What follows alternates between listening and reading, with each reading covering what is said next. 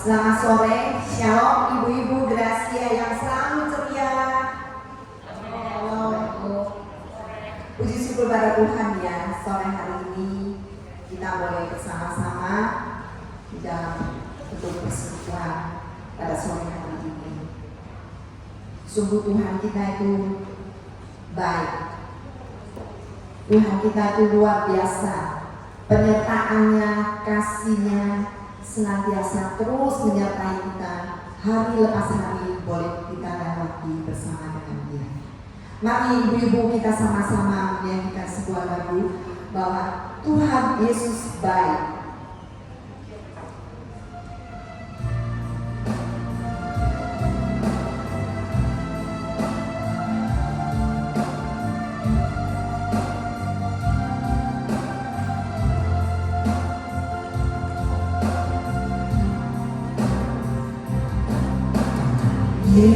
Yesus, Kau sungguh baik.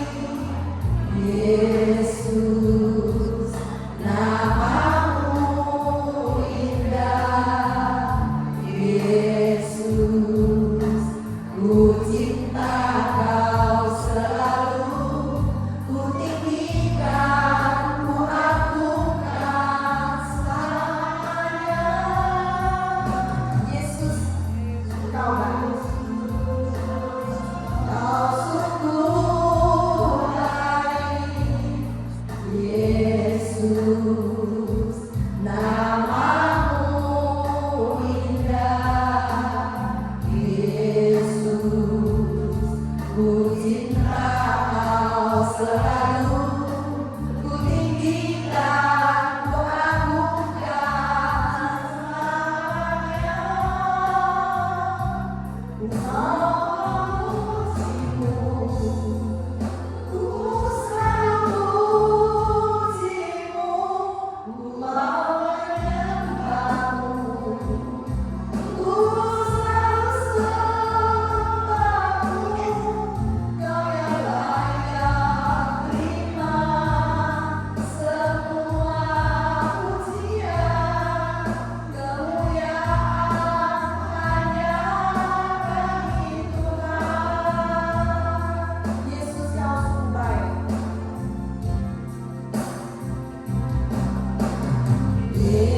Yesus, Kau sungguh baik. Yesus, nama-Mu indah. Yesus, ku cinta Kau selalu. Ku tinggikan, ku agungkan selamanya. Yesus, Kau sungguh baik. Yesus, nama-Mu indah. Yesus, ku cinta Kau selalu. Ku tinggikan, ku agungkan selamanya. Memuji-Mu, ku selalu puji-Mu, ku mau menyembah-Mu,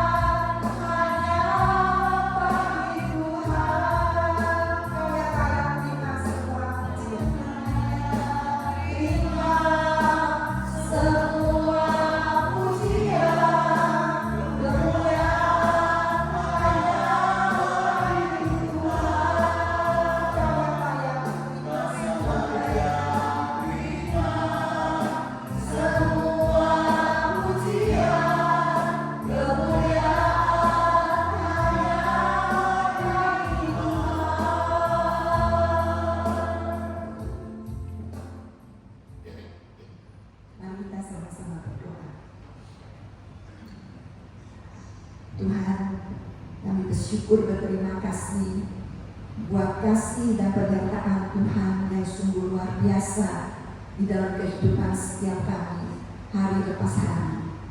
Kalau pada sore hari ini ya Tuhan, kami boleh ada di tempat ini semua adalah kemurahan anugerah kasih Tuhan.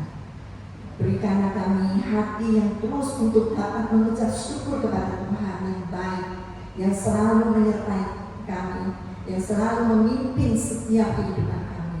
Terima kasih ya Tuhan, kiranya pada sore hari ini melalui lagu persembahan pujian kami Tuhan, kami mau meninggikan nama-Mu, kami mau memuliakan nama-Mu.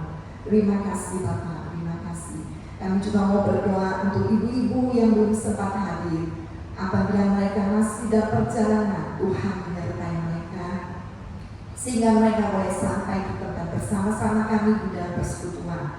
Apabila mereka yang masih ada kesibukan, ada hal yang lain yang tidak bisa hadir, Tuhan juga akan senantiasa memberkati dan menyertai mereka juga dimanapun mereka berada. Terima kasih ya Bapa, kami serahkan persekutuan pada sore hari ini ke dalam tangan kasih-Mu. Di dalam nama Tuhan Yesus kami berdoa dan mengucap syukur. Amin. Puji syukur pada Tuhan. Sore hari ini kita bersama-sama boleh bertemu kembali lagi dalam persekutuan ini. Mari kita sama-sama bersuka cita untuk memuji dan memuliakan nama Tuhan. Bertemu dalam kasih-Nya.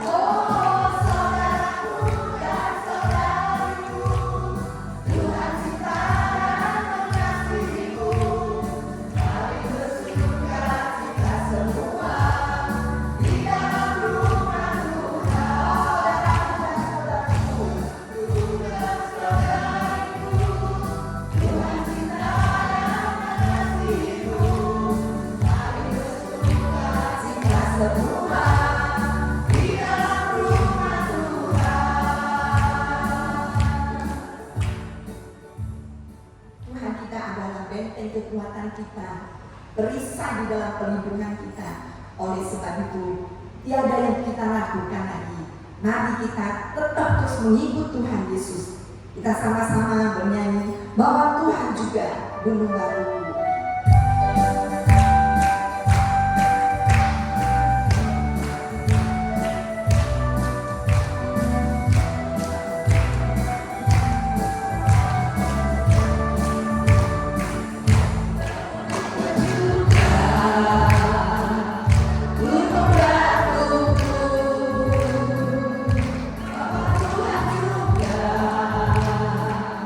Kota bentengku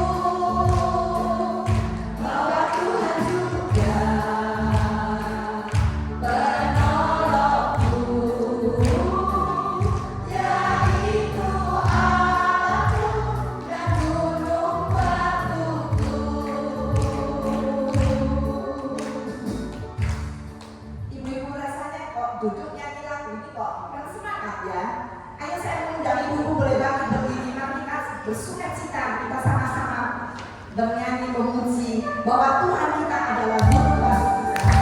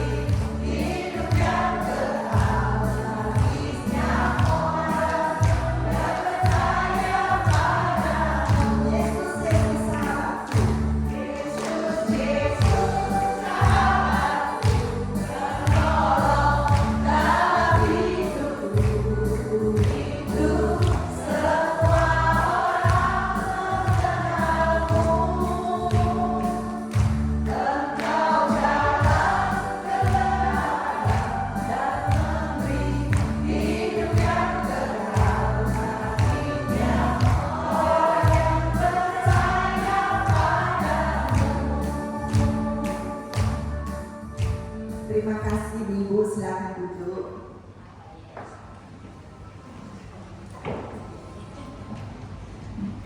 Saatnya kita sama-sama untuk bacaan berkat tanggapan.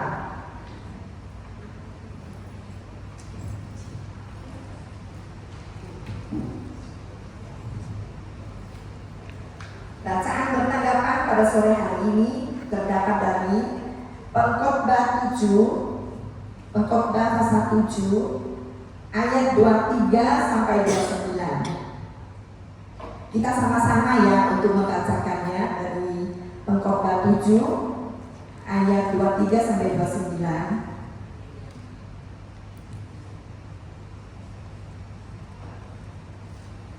Mari kita sama-sama untuk membacakan ayat yang 23. Kesemuanya ini telah kuuji untuk mencapai hikmat.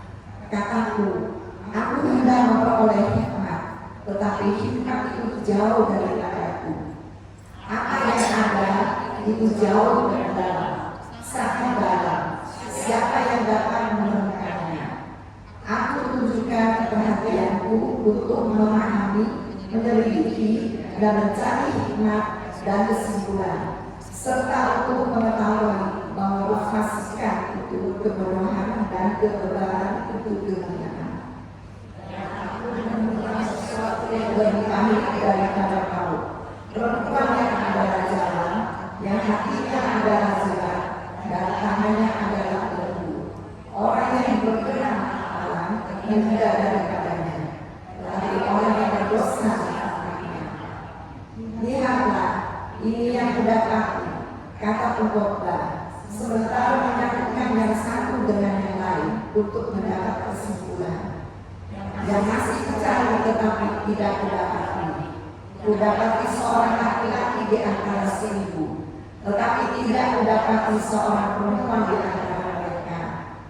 Lihatlah, hanya ini yang kudapati, bahwa Allah telah menjadikan manusia dan hidup, tetapi mereka mencari pada kebenaran. Sekian pembacaan tanggapan pada sore hari ini. Kita puji syukur pada Tuhan. Sore hari ini Tuhan telah merupakan hamba-Nya yang setia, yaitu Contoh Franky di tengah-tengah kita yang akan menyampaikan firman Tuhan. Mari kita persiapkan hati kita untuk masuk di dalam mendengarkan firman Tuhan dengan bersama-sama menyanyikan sebuah lagu Manis Kau Benar.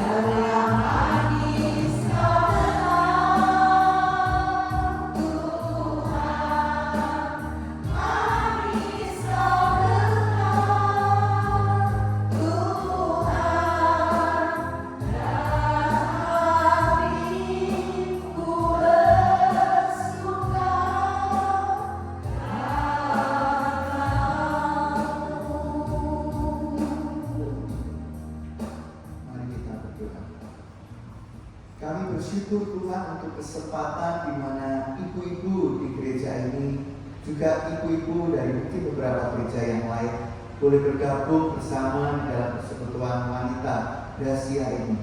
Nah, saat ini kami menyediakan hati kami untuk kembali belajar akan firman-Mu. Kiranya Roh Kudus yang mengurapi kami agar kami memiliki pengertian-pengertian yang benar seturut apa yang Tuhan kehendaki untuk kami pahami, untuk kami boleh semakin mengenal tentang Tuhan. Terima kasih. Urapi hamba-Mu di tengah kelemahannya dapat menyampaikan dengan jelas bagi kami. Dalam nama Tuhan Yesus kami berdoa. Amin. Ya. Selamat sore Ibu. Ya. Pada saat ini kita akan puji Tuhan berhasil kali ini. Mantap. Tadi kami di belakang uwet apa ya bahasa jadi wah gitu ya, karena internetnya mati lalu tidak bisa sambungkan gitu. Tapi puji Tuhan berhasil dengan caranya hari ini sehingga bisa menampilkan ini ya. Tema kita hari ini kalau dibahas tentang Abraham dan Melkisedek, tetapi kita akan lebih memfokuskan pada siapa itu Melkisedek ya. Melkisedek yang gambar di sebelah kanan ini kita melihat dia seorang raja, dia pakai baju seperti imam, dia pegang roti dan anggur ya, mengingatkan kita kan berjalan juga ya. Lalu juga di situ ada Abraham, kita tahu Abraham tentunya bajunya tidak seperti itu. Ini hanya gambaran saja, belum ada baju seperti itu di zaman Abraham. Lalu nanti diperbandingkan dengan Tuhan Yesus. Nah, mengenai Melkisedek ini, banyak di antara kita yang terlalu jarang untuk membaca, sehingga kita tidak tahu siapa atau Melkisedek ini. Di bagian Alkitab pada kitab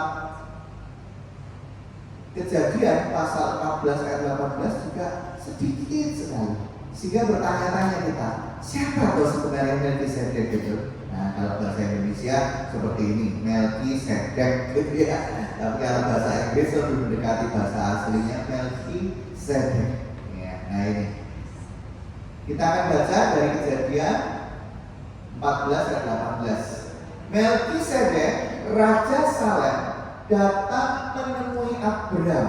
Nanti kemudian namanya jadi Abraham ya, dengan membawa roti dan anggur, dan ia adalah seorang imam bagi Allah yang maha tinggi. Nah, Ibu yang dikasih Tuhan, itu sebuah rangkaian peristiwa ketika Abraham pada waktu itu perang. Abraham bukan orang yang hobi perang, bukan. Pada waktu itu raja-raja di daerah timur bersekutu, bukan seperti kita bersekutu ya, bersekutu bekerja sama, menjalin relasi, menjalin ikatan satu kerajaan dengan yang lain untuk mengalahkan beberapa kerajaan lainnya. Jadi ada sekelompok kerajaan di timur, mereka membuat aliansi, ya, membuat satu ikatan yang kokoh dan menyerbu, mengalahkan sekelompok raja-raja yang lain. Termasuk juga ada di sana Raja Sodom, Raja Gomora dan beberapa sebelum dihancurkan, ya, sebelum kota itu dihancurkan. Raja-raja itu tunduk pada raja-raja dari timur, dan suatu ketika terjadi pemberontakan. Lalu raja-raja yang di timur itu mereka marah karena yang dikendalikan itu mereka memberontak. Dalam kemarahan mereka menyerbu kota-kota itu, maka Lot, keponakan dari Abraham, itu juga ikut ditawan. Nah, disitulah yang membuat Abraham menjadi marah, menjadi pengen untuk bukan berperang, tetapi kembali untuk menyerang kerajaan timur supaya dapat membawa keponakannya kembali. Itu tujuannya. Maka Abraham berserta dengan beberapa orang mengejar orang-orang dari kerajaan di timur, lalu mereka berhasil menyelamatkan Lot.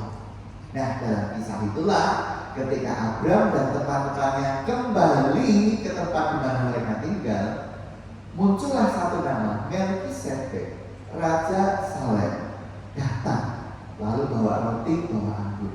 Selain dia adalah seorang raja, dia seorang imam. Dan dalam ritual ini, roti dan anggur mengingatkan kita akan sekali lagi perjamuan kudus. Kisah mengenai Melkisedek di Perjanjian Lama hanya muncul 2 kali. atau apa namanya, bukan kisah ya, kisahnya muncul satu kali di Kejadian dan namanya disinggung lagi di dalam Mazmur 110 ayat 4. Jadi nama ini sedikit sekali di dalam Perjanjian Lama, cuma 2 kali muncul, sehingga orang banyak menduga-duga ini siapa. Dia dikatakan tidak berbapa, tidak memiliki ibu, tidak pernah diceritakan tentang kematiannya. Kisahnya begitu sedikit. Dan kita tahu bahwa kitab Kejadian itu ditulis oleh Musa berdasarkan satu tentunya ilham Roh Kudus dan merupakan tradisi-tradisi kisah-kisah yang diturun-temurunkan sejak Abraham kepada anak cucunya sampai kepada orang-orang Israel. Dan itu tradisi lisan itu dengan bimbingan Roh Kudus akhirnya dicatat oleh Musa. Maka kisah ini bukan kisah yang mudah untuk ditafsirkan. Nah, kita harus sangat berhati-hati, tidak boleh tergoda untuk langsung oh ini artinya gini, artinya gitu. Nanti dulu ya, nanti dulu. Nah, lalu di dalam kitab Kejadian sudah kita lihat satu kali saja diceritakan.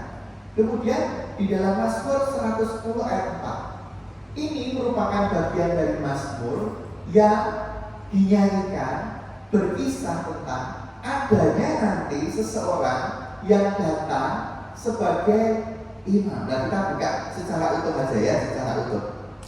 Silakan buka Alkitabnya. Bawa ya, kalau tidak dari HP boleh.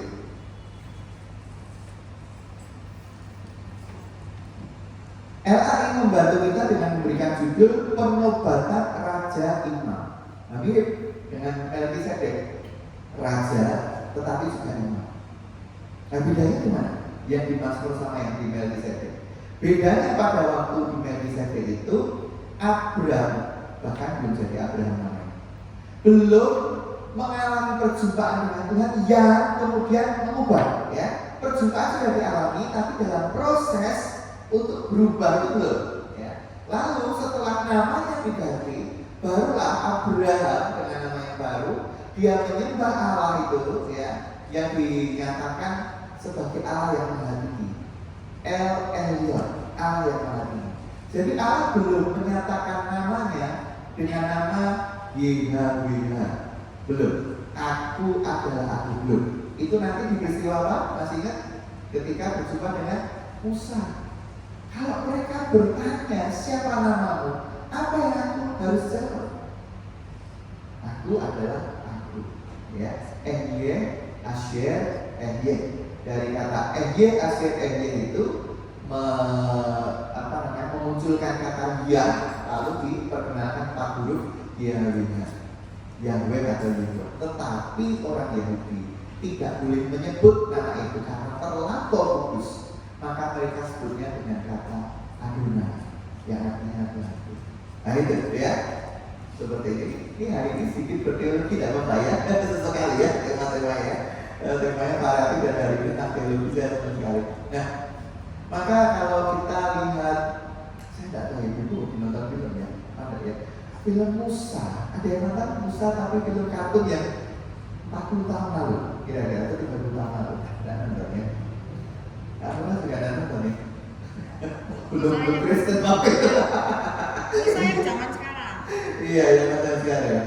Ada sebuah lagu waktu itu, lagunya mungkin ibu tahu, lagunya dari 2 penyanyi yang terkenal, Mariah Carey sama Whitney Houston. There can be miracle, there can be belief. Aku saya lupa pada tahu ya, it can be miracle ya, tahu ya gitu ya.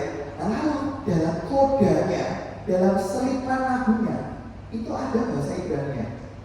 Ashira ladonai kiga ogaa, Ashira ladonai kiga ogaa, Mika moga baelim madonai, Mika moga beda bakode. Dan seterusnya seperti itu. Itu merupakan lagu yang dinyanyikan Miriam dengan puji-pujian, dengan rebana luar biasa. Lagu itu masuk ke film kartun itu, menarik sekali. Ketika saya nonton sangat merinding ya, itu merinding ya. Wah luar biasa, film anak-anak tapi memasukkan ayat-ayat Alkitab. Nah, ketika itu Abraham hanya mengenal Allah yang Maha Tinggi, dan imam yang bernama Raja Saleh Melkisedek ini pun juga dia ada seorang imam yang mengakui hanya ada satu Allah, tetapi belum Allah yang memberikan wahyu khusus, belum seperti itu, baru sekarang. Nah itu bedanya. Tetapi ketika sudah sampai kepada Mazmur Daud yang hidup ribuan tahun setelah itu, maka Daud itu sudah berkenalan dengan iman Israel, iman dari Musa yang dilanjutkan turun-temurun dan dipelihara oleh para imam keturunan Lewi. Nah, oleh sebab itulah maka hanya keturunan Lewi saja yang bisa menjadi imam. Ini pandangan ajaran pada waktu itu. Tetapi meskipun demikian menarik sekali bahwa Mazmur Daud ini justru menyatakan ada seorang yang dia akan menjadi imam, tetapi bukan keturunan Lewi. Jadi bertentangan dengan ajaran Yahudi. Ada seorang imam, dia adalah raja. Maka LAI membantu kita dengan mengatakan di situ penobatan raja ini. Lalu dikatakan pada ayat yang keempat, betul ya? Tuhan telah bersumpah dan ia tidak akan menyesal. Engkau adalah imam untuk selama-lamanya menurut Melkisedek.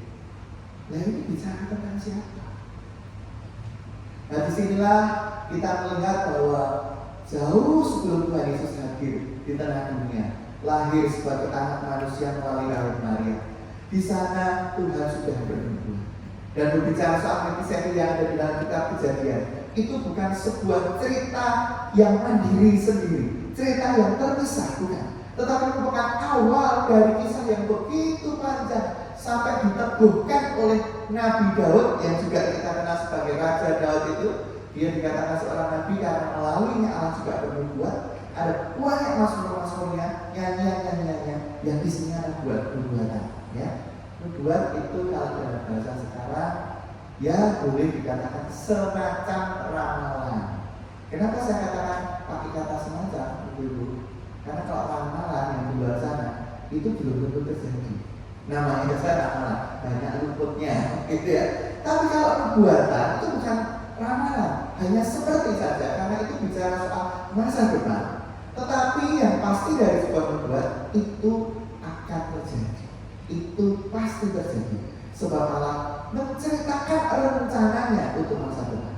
Oleh sebab itu melalui Daud, melalui Mazmur yang dikatakan Allah telah bersumpah, ia tidak akan menyesal. Engkau adalah imam untuk selama-lamanya.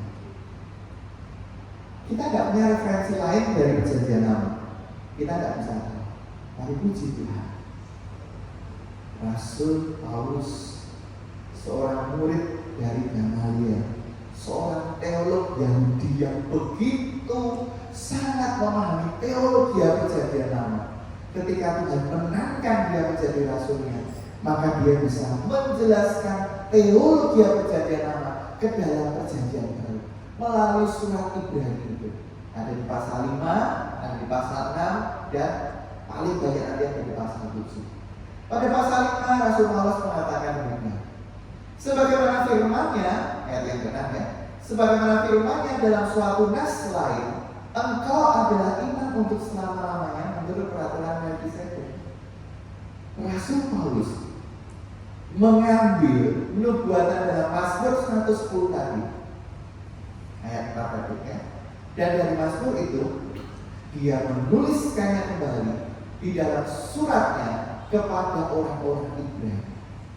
Surat kepada orang-orang Ibrani adalah surat yang meneguhkan agar orang-orang Ibrani, orang-orang Yahudi, orang-orang Israel yang menjadi Kristen itu mereka tidak mudah diombang-ambingkan lagi dengan ajaran-ajaran nenek moyang mereka. Oleh sebab itu ditegaskan bahwa apa yang kau pelajari dulu di dalam Mazmur juga yang ada di dalam kitab Kejadian itu adalah berbicara tentang Tuhan Yesus. Paulus mengatakan demikian. Dan cukup pada ayat 6 ayat 10 dikatakan, dan ia, Tuhan Yesus, ia dipanggil menjadi imam besar oleh Allah menurut peraturan Melkisedek. Kenapa kata peraturan Melkisedek ini diulang-ulang? Karena peraturan ini tidak sama dengan peraturan Lewi. Orang Lewi mengharuskan keturunan imam hanya dari Lewi. Tapi kenapa peraturan Melkisedek bisa beda dan boleh diakui? Sebab Melkisedek sudah ada jauh lebih dulu dari orang lain. Bahkan pada kitab Kejadian itu dikatakan Melkisedek memberkati Abraham. Abraham adalah bapak orang beriman. Abraham adalah nenek harusnya kakek moyang gitu kan. Kakek moyangnya dari orang Israel. Dari Abraham punya anak Ishak, punya anak Yakub, lalu punya anak 12 yang menjadi 12 suku, salah satunya Lewi. Lah kalau Abraham aja sujud dan diberkati Melkisedek, apalagi Lewi. Bukankah Lewi masih dikatakan dalam bahasa teologi ada di dalam Abraham? Dia jauh lebih bawah daripada Abraham. Melkisedek memberkati. Oleh sebab itu, menurut peraturan Melkisedek artinya adalah bahwa peraturan ini jauh lebih tinggi daripada peraturannya orang Lewi.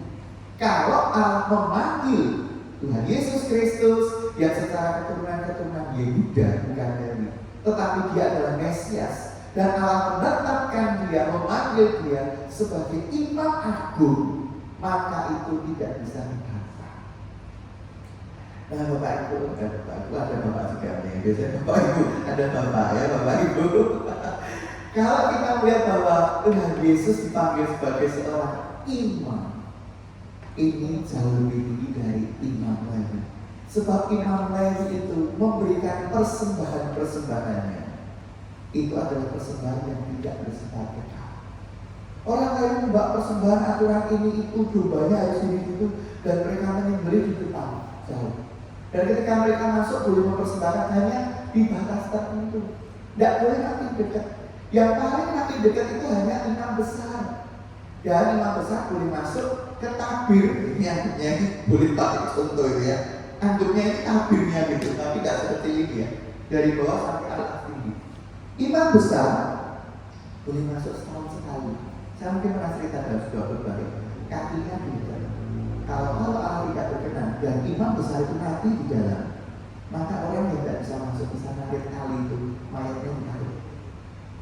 Karena keterbatasan manusia dan keberdosaan manusia termasuk imam besar juga ada orang yang berdosa.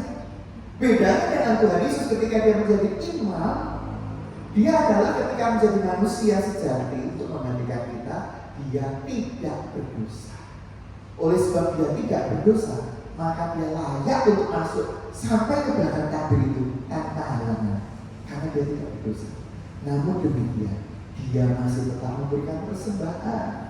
Bapak Ibu atau Ibu berhasil, saya setiap kali ngomong gini, saya itu merinding terus membayangkan ya, keagungan Tuhan itu.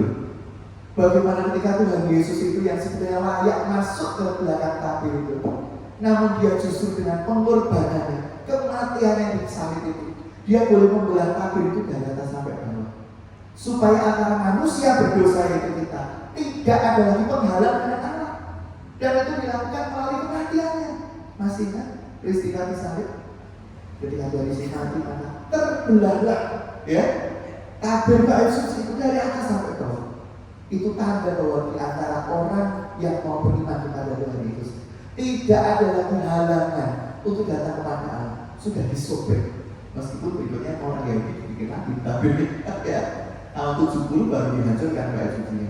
Dan bagi ibu yang mungkin sudah pernah ke Israel, kita tidak lagi lihat kayu suci dan tidak ada lagi.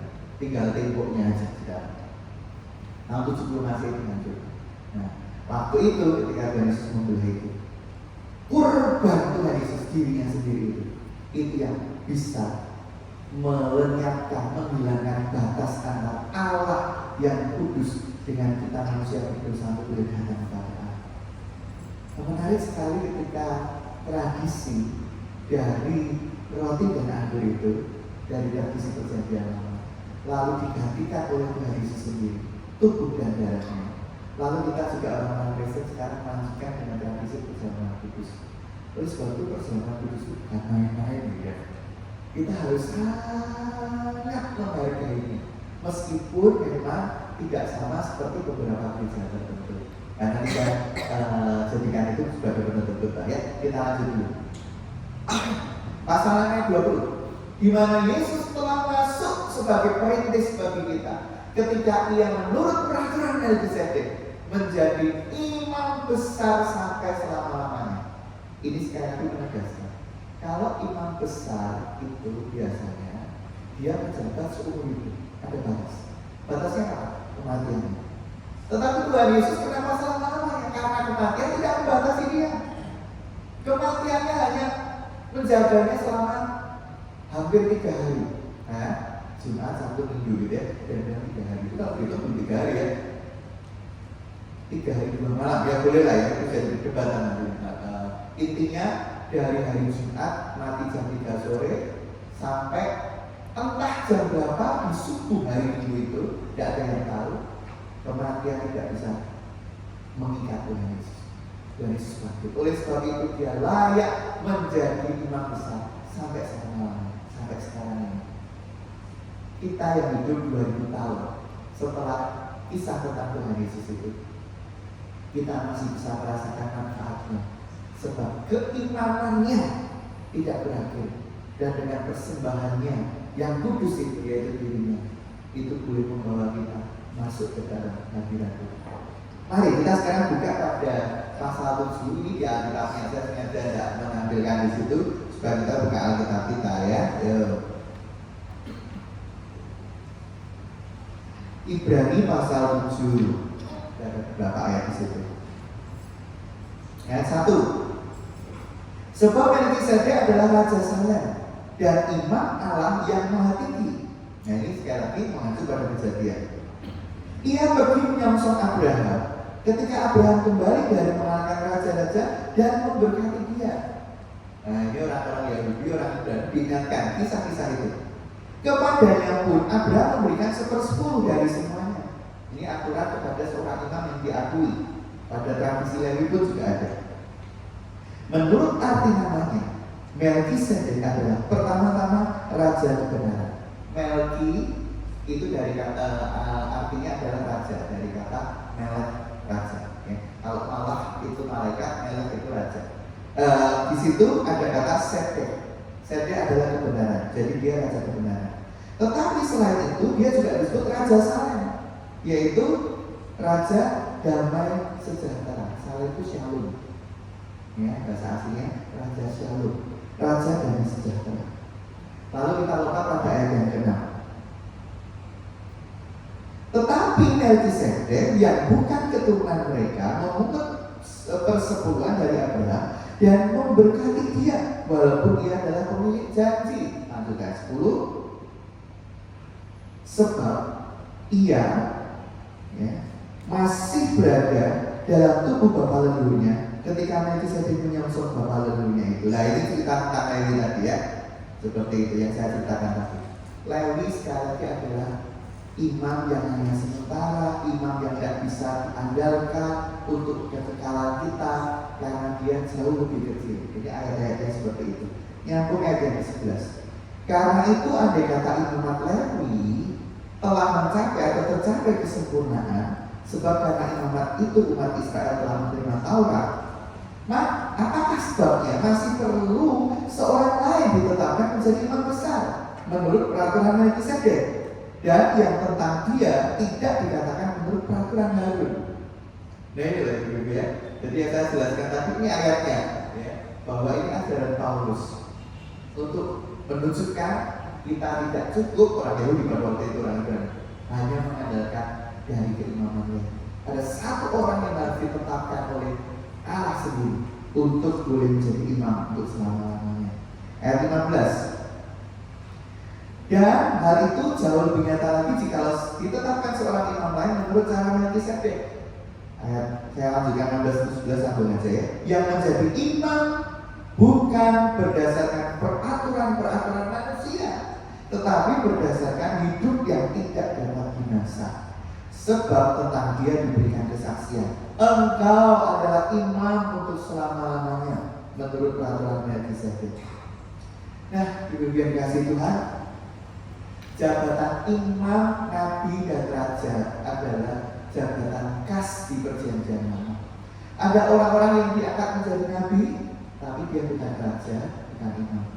Ada orang-orang yang diangkat menjadi raja, tapi bukan imam, bukan nabi. Ada orang-orang yang diangkat menjadi imam tadi ya.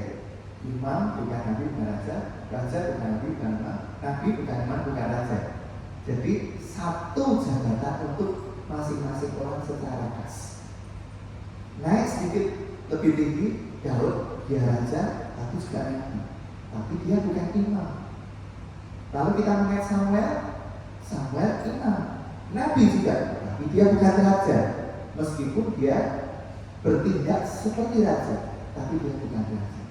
Hanya satu pribadi saja yang dia adalah nabi, imam, namun juga raja, yaitu Tuhan Yesus secara sempurna.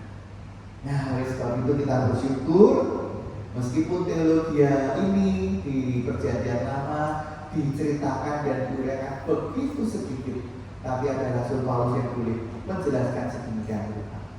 Di sini ada perbandingan, karena saya ambil dari internet, tidak saya terjemahkan ya. Perbandingan dari konfirmasi perjanjian itu tentang adanya seorang raja, imam, kebenaran, ya, raja damai, dibandingkan antara Melkisedek dengan dibandingkan Tuhan Yesus. Di situ ada memberikan berkat ya, tapi cuma sedikit aja, tidak banyak orang, tidak banyak diceritakan. Bagaimana melalui Melkisedek itu Abraham bisa menerima berkat dan memberikan penyembahan persembahan sembah doa. Tetapi melalui Tuhan Yesus itu, dia memberikan berkat melalui apa? Bukan cuma berkat, melalui kematiannya. Lalu juga orang-orang Kristen menaikkan persembahan. Sebetulnya bukan persembahan kita yang layak di hadapan Allah, tapi persembahan Kristus. Persembahan kita tiap hari Minggu yang kita sebut kolektor itu ungkapan syukur, benar. Tapi persembahan itu tidak membawa apapun kepada bagi kita untuk menuju surga. Sebelum kita bisa mempersembahkan, Tuhan Yesus sendiri sudah lebih dulu mempersembahkan, dan tubuhnya lah, dirinya lah, nyawanya lah, hidupnya lah yang dipersembahkan. Oleh sebab itu, meskipun persembahan tiap hari Minggu itu bukan sebuah persembahan yang membawa kita ke surga, tapi toh kita juga memakainya sebagai cara kita bersyukur, ya. Oleh sebab itu juga tidak boleh main-main ya kalau persembahan sembarang gitu, tidak boleh ya. Harus dengan serius, dengan sungguh. Sama sekali bukan bicara soal berapa besar, tapi bagaimana hati kita ketika kita mempersembahkan itu. Nah, ya. Oke, ini perbandingan antara dua topik tadi. Nah, lalu ini yang saya ceritakan tadi mengenai keimaman Melkisedek lebih besar dari Lewi, menunjukkan Kristus dan pengorbanan yang lebih agung dari korban perjanjian lama. Levitical ini Lewi maksudnya ya, keimaman Lewi. Lalu Abraham lebih tinggi, Melkisedek lebih tinggi, dan Tuhan Yesus jauh lebih tinggi daripada Melkisedek. Sekarang kita bersyukur Allah memakai Paulus memperjelas nubuatan Kristus seperti Imam Agung dan Raja Damai. Imam Agung dia sudah boleh mempersembahkan hidupnya untuk keselamatan kita, dan dia disebut Raja Damai karena dia memperdamaikan kita yang tadinya berada di pihak lawannya Allah sekarang menjadi anak-anak Allah. Nah ya, yang sudah menyatakan nubuatan melalui PL ya, kehadiran Melkisedek di PL yang ada diwujudkan oleh Tuhan Yesus. Saya senang sekali dengan gambar ini ya. Ada di sana gambaran nabi-nabi perjanjian lama, lalu puncaknya Kristus yang ada di kayu salib. Sebagai penutup, sekarang kita bicara soal perjamuan kudus secara sedikit aja ya. Persembahan Kristus itu sudah diterima oleh Allah dan itu sempurna, tetapi setiap bulan, awal bulan kita diberikan anugerah untuk kembali kita bukan iman kita ketika kita menerima roti dan anggur perjamuan. Ibu-ibu, memang tiap gereja itu beda-beda ya, bagaimana cara memandang perjamuan kudus, tetapi semua sama-sama menghormati. Bedanya apa saja? Kalau gereja yang lebih tua dari kita, gereja Katolik dan Ortodoks, mereka mengimani bahwa roti itu sungguh-sungguh berubah menjadi tubuhnya Tuhan Yesus, dagingnya. Dan anggur itu sungguh-sungguh berubah menjadi darah Tuhan Yesus. Itu dua kakak kita gitu, baik gereja Katolik maupun gereja Ortodoks. Bedanya di antara mereka adalah kalau gereja Katolik mereka mengimani ketika imam mengangkat roti dan anggur itu dan mengkonsekrasikan atau mengatakan inilah tubuhku gitu ya, yang dipecahkan bagimu, inilah darahku yang ditumpahkan bagi kan pendeta juga ngomong gitu kan. Dan pada waktu ngomong seperti itu, maka itu berubah. Maka mereka mengimani itu di dalam gereja Katolik itu ya sebagai suatu perubahan yang nyata antara roti menjadi tubuh atau daging dan anggur menjadi darah. Tetapi kalau Ortodoks ada sedikit berbeda. Mereka tidak menentukan kapan itu berubah. Jadi mereka mengimani bahwa ketika diterima dan dimakan itu menjadi sungguh-sungguh daging, sungguh-sungguh darah Tuhan Yesus.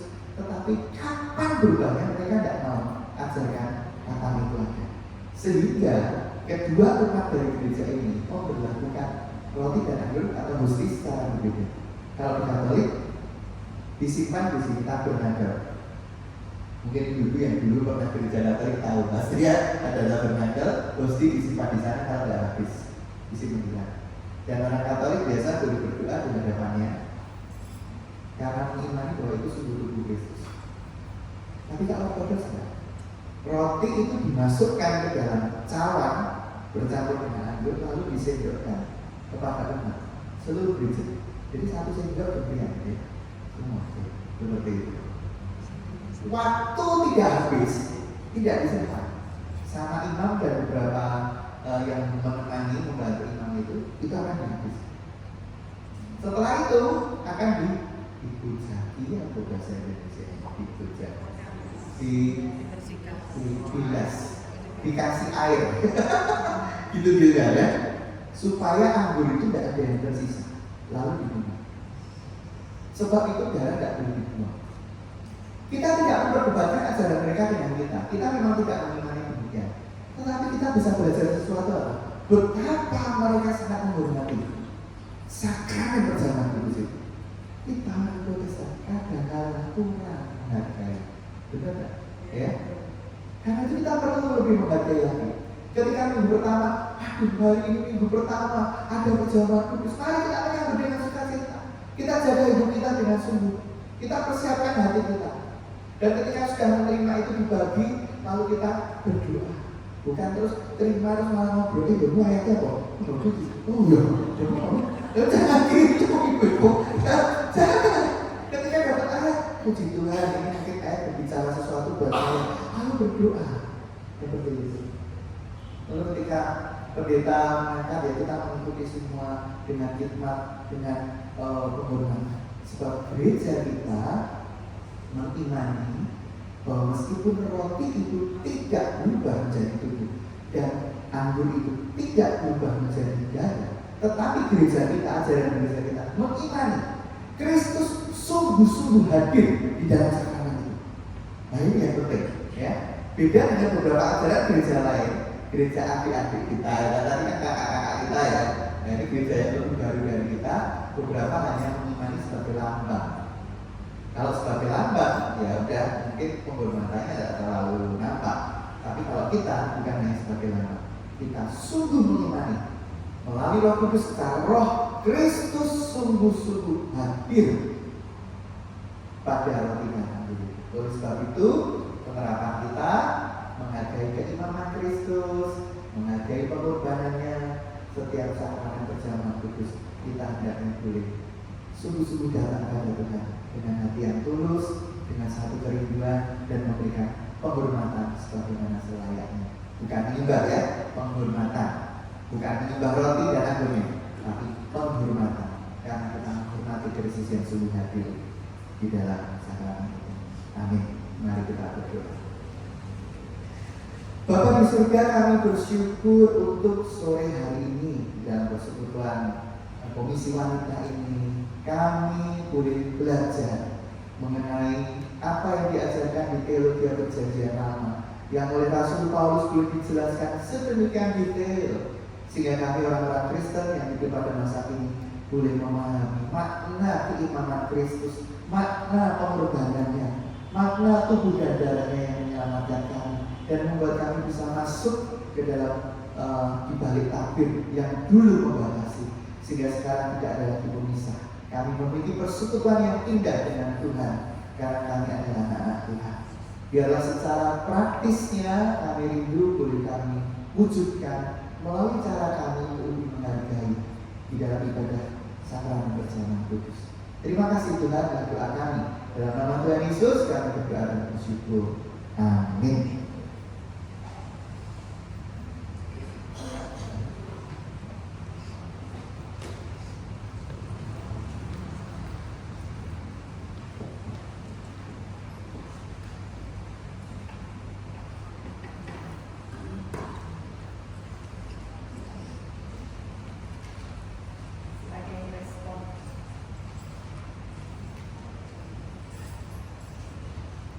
Sebagai respon firman Tuhan pada sore hari ini, mari kita sama-sama mempersiapkan hati untuk memberikan persembahan kepada Tuhan dan mempersiapkan yang terbaik. Persembahan dijalankan, kita sama-sama menaikkan sebuah lagu Engkaulah Tuhan.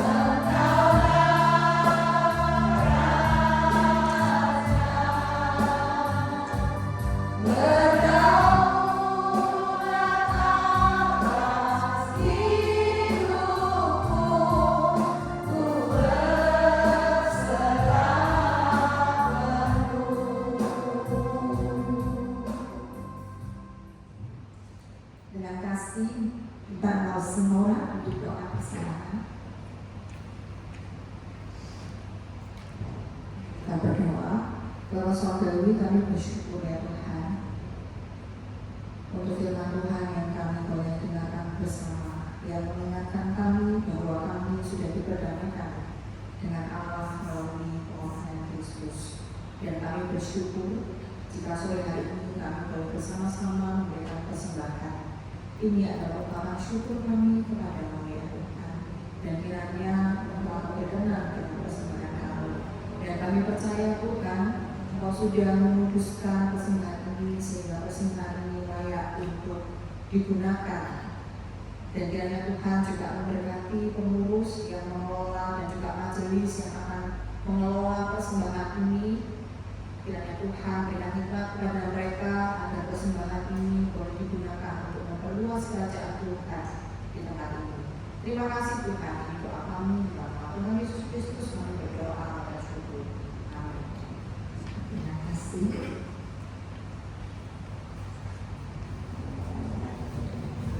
Tiba saatnya hari ini di minggu yang terakhir di bulan September. Kita sama-sama mau merayakan ibu-ibu yang ulang tahun di bulan September.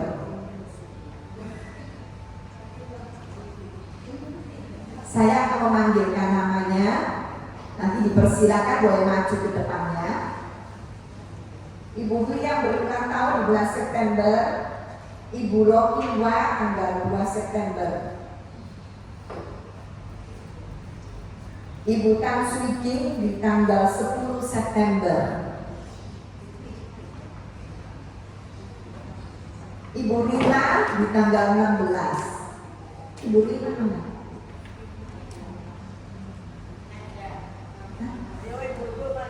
Ibu Rina kan dia mana?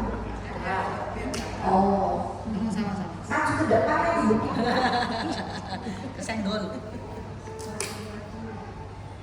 Ibu Liliana Uyang tanggal 25 September.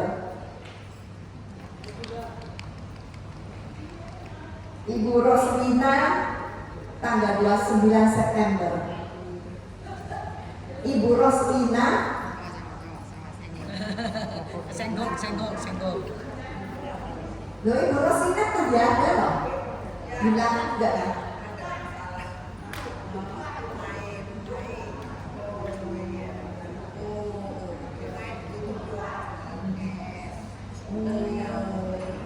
Jadi pulang. Oke.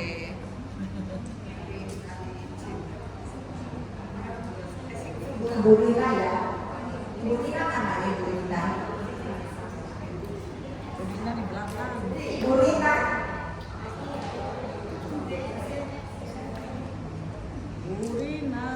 Rinanya lagi sakit. Ibu Rina, ayo silakan. Ayo Bu Rina. Inilah ibu-ibu kita yang ulang tahun di bulan September ya. Mari kita sama-sama untuk bernyanyi Happy Birthday ya.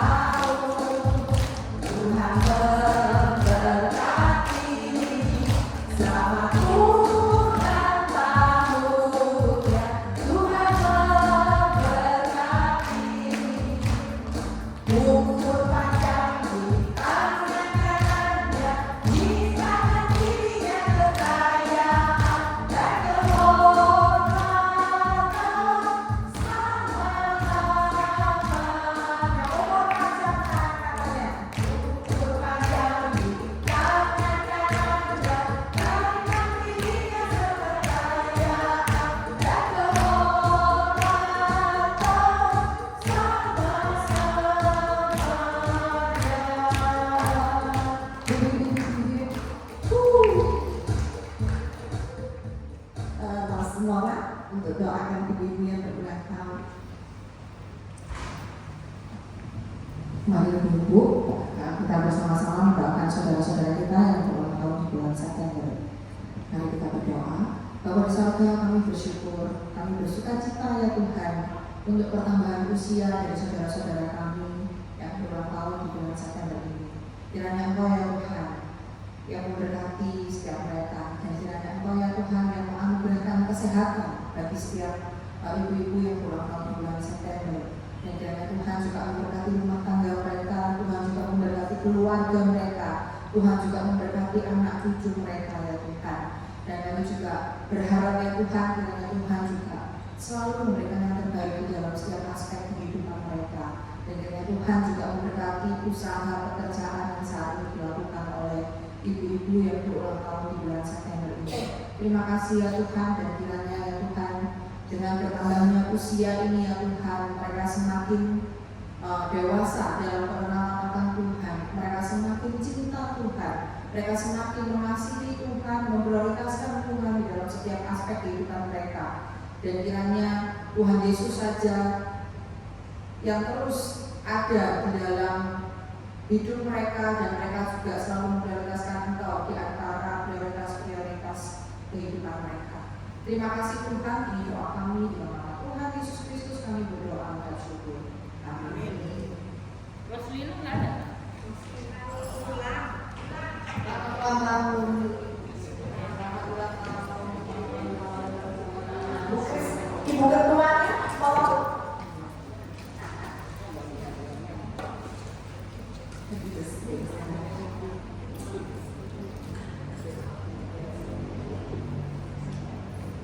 Ayo saya sih dokumentasi.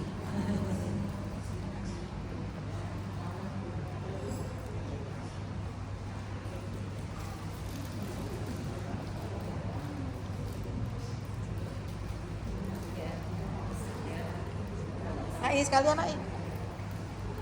Cek Erna sekalian. Cek Cinme, Cek Linda sekalian.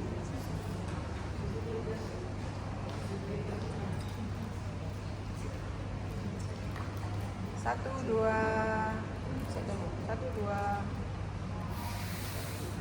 satu dua, oke. Terima kasih, silakan duduk. Ada yang lupa ya, ibu September ya. Sekarang pengumuman dari Ibu Christine.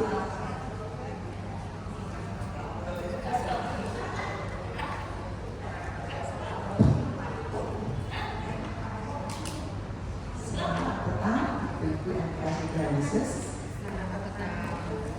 Kami atas nama pengurus dan anggota Komisi Wanita mengucapkan terima kasih kepada pendiri Fendi yang telah menawarkan hidupnya kepada kami.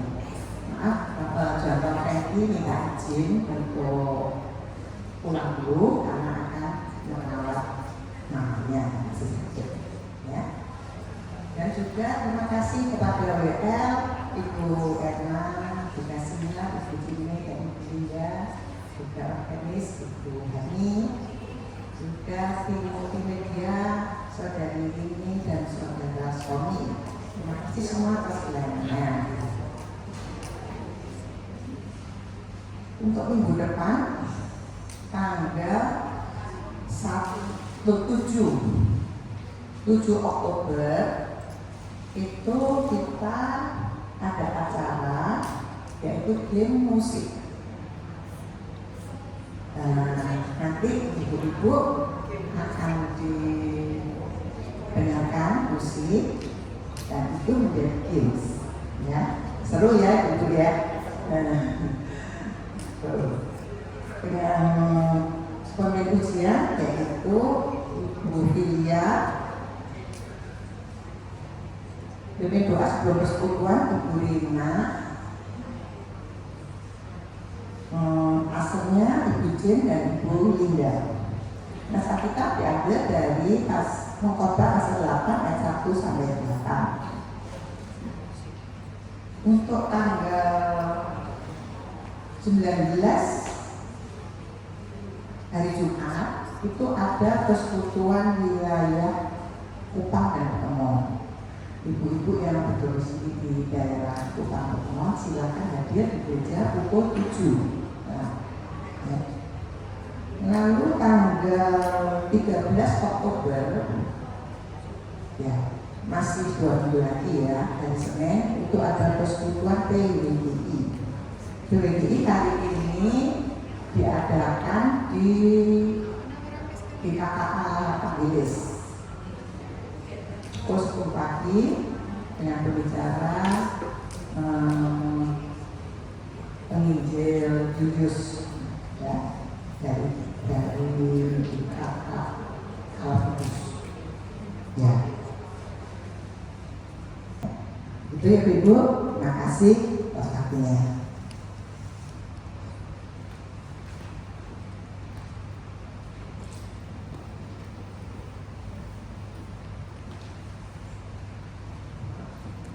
Mari ibu-ibu kita sama-sama bangkit berdiri, kita mengakhiri persekutuan kita pada sore hari ini.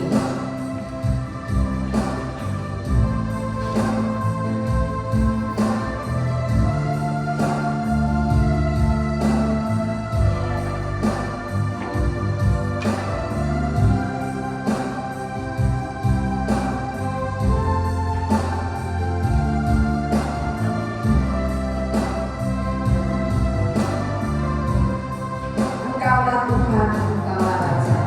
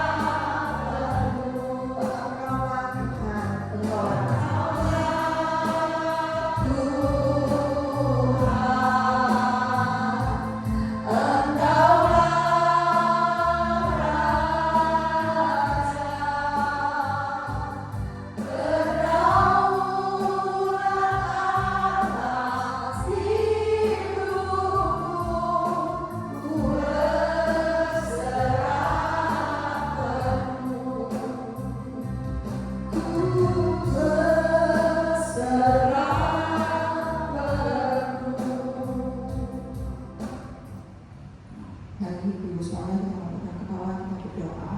Bahwa surgawi seperti pujian yang kami naikkan. Engkaulah Tuhan, Engkaulah Raja. Kiranya Engkau ya Tuhan yang menolong setiap kami untuk meninggikan Engkau, merajakan Engkau di dalam setiap aspek kehidupan kami. Dan kiranya Engkau Tuhan yang menolong kami untuk kami boleh bersama-sama belajar memprioritaskan Tuhan di dalam setiap aspek hidup kami.